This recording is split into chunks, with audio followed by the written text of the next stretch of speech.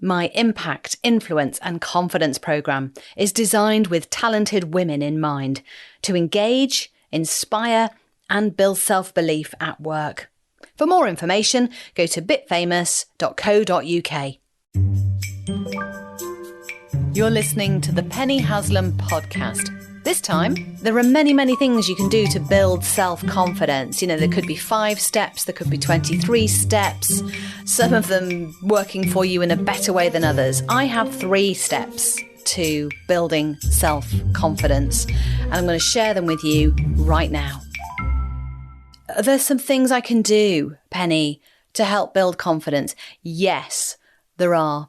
I'm going to tell you the big 3 for me. And then there are loads of ideas that I've got, which will come out over the course of a number of episodes, I'm sure. But the big 3 headlines for me, the things to be thinking about right now, can be as easy as what's going on inside your head. What is your mindset, your thinking about yourself? Listening to the voice inside your head. And I'm going to say voices. It's plural, not singular.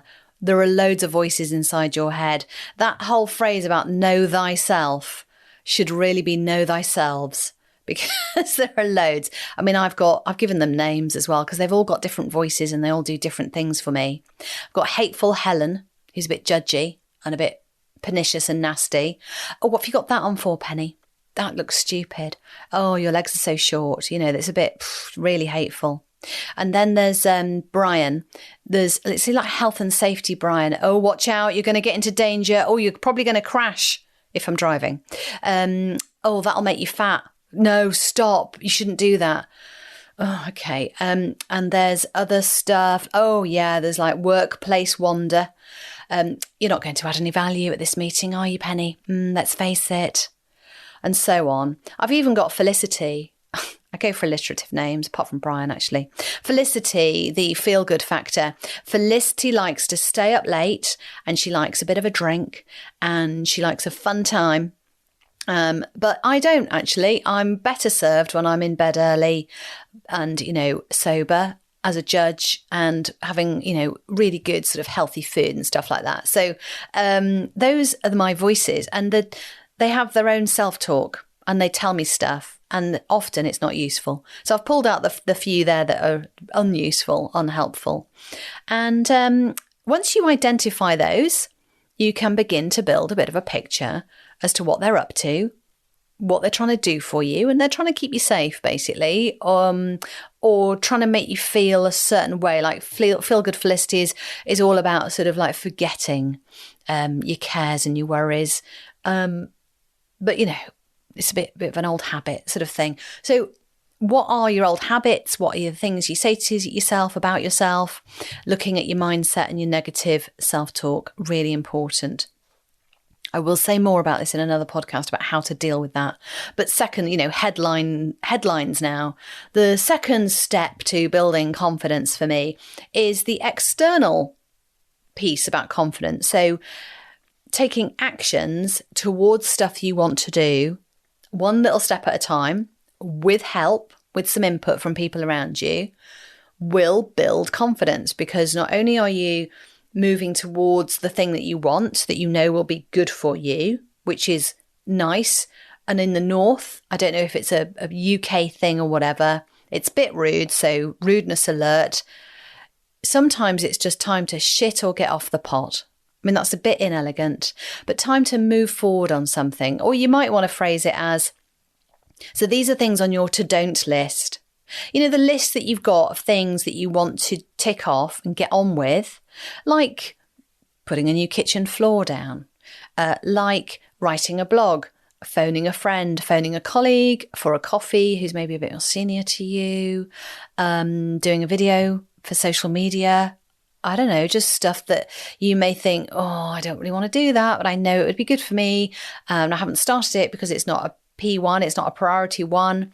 In the project management of life, it's not on a list. It's not a list of things I can just tick off easily and just get job done. I do actually have to think a little bit more about this, but so anyway, you're holding back on a few things.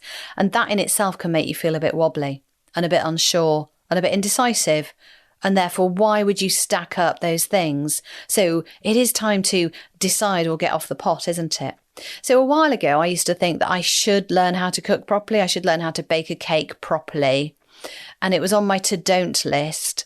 And I'd carry it around as like, and it's guilt, there's a little guilty thing around it as well. So it becomes a bit of a bag of feelings of burden and worry, a bit of indecision. And it might be a small thing like getting your hallway decorated because it's not had a radiator in it for weeks and it needs to be put on the wall and the plaster's falling down. It might be, it could be anything. The stuff that's on your list, or your to-don't list. So either cross it out. I crossed out baking and cooking. I went, no, I'm never going to do that. I'm not into it. Sewing as well. I can't. And I feel like I should, or I used to feel like I should, because my mum was always good at these things. And I thought maybe it's a good thing to have. And actually I thought, no. Again, I should join the PTA at school, the Parent Teacher Association. I went to one meeting. I didn't feel good. It wasn't for me. I couldn't get involved. It just wasn't for me. So I decided I wasn't going to have it on my to-do list. Struck it off. So if you can take anything on your to-do list and move forward on it, that builds confidence, right? Again, I will dig into ways of doing that and how you might do that really easily and effortlessly in a future podcast. And I'll dedicate a whole piece about being a Yeti. It's an involved story, but I will tell you about that another time. The third headline in building self-confidence is understand yourself in what the positive things that you believe in. So these are values, your beliefs and values. And these are really important to understand because research has shown that they really, knowing them really helps you with negative thought patterns. They help you build social networks. They help you build better decisions. They help you make better decisions and all sorts of amazing things when you understand your beliefs and values. And what I'm talking about is things like honesty, integrity, compassion, kindness, fun, love, the big stuff in life. We often think of beliefs and values as being to do with the company that we work for. And there might be a mission statement and some values about excellence or being one and stuff like that, which are difficult to understand as a real human being. So have a look online. There are millions of values out there to choose from. There'll be some that don't make any sense to you. There'll be some that you go, oh yeah, that's me. And that's the key to that. That's me. And it's really validating and self-fulfilling. And it's like you can move more towards those values when you know what they are and you've written them down on a post-it or the back of an envelope.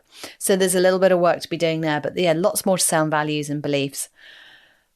Right. That's your lot. That's your basic 3 steps. Now, there's a lot to think about there. Don't feel like you have to do it all in one go. Just mull on it. And we'll come back with more later. Thanks for listening. My third book is coming out in 2024. It's all about confidence at work and in life.